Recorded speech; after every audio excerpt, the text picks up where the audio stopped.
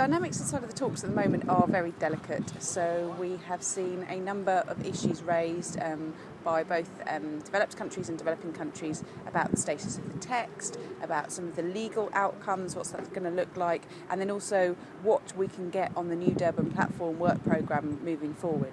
So because these things are all interlinked, stalling in one area means that we don't get progress in the other. So it's really important that we see progress. And at the moment we have a problem with the text in the LCA. So there are discrepancies about the content of the text, and there is also sort of an uncertainty about the status of the text, and will it be the negotiating text or will they use other negotiating texts, and all sorts of different things. And there are some people that are doing it because they're very concerned about the content and the substance of what's in there, and it's not a perfect text for sure, but there are other people that are doing this as a delaying tactic to stall up progress in the other two main negotiating tracks. So once this problem gets resolved, and it will have to get resolved before the ministers come because we need a negotiating text, whilst that happens, we're going to see stalling on the other tracks. But hopefully the presidency, so the COP presidency, the Qataris, and the chair will be able to work round and sort of pull together and come up with a compromise on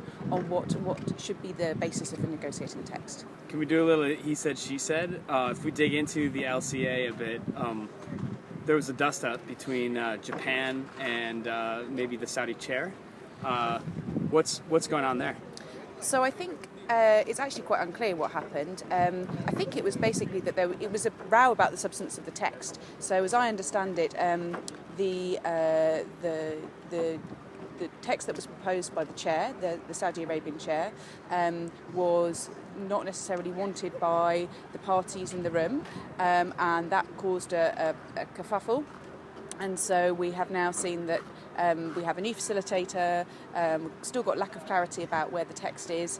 So it's a microcosm of the broader issue of trust in these negotiations and how important they are for building sort of relationships and being constructive and coming up with propositions. And we haven't really seen that. And that sort of dust up was a sort of a microcosm and an example of that broader distrust within the negotiations. And it's early, but where do you see the COP headed at this stage?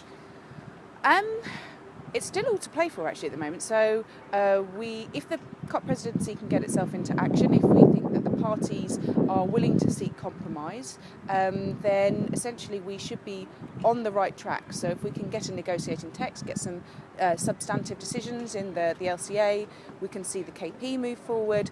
We have some sort of, I guess, political hot potatoes in terms of what the EU decides, how it's going to carry over its hot air.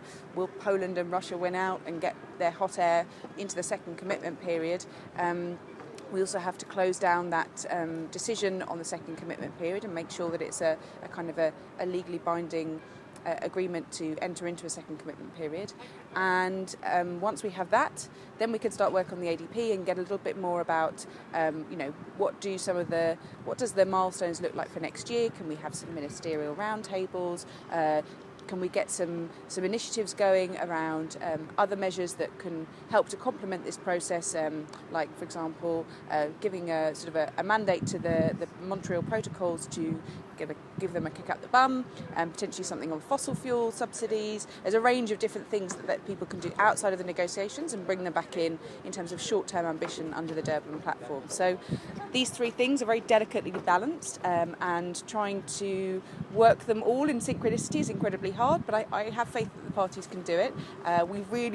It's a real challenge for the COP presidency here, who are relatively inexperienced, still quite new, still getting their heads around the politics, and so they're going to have to work really sort of tirelessly to get this up and running and get it sort of smoothed out.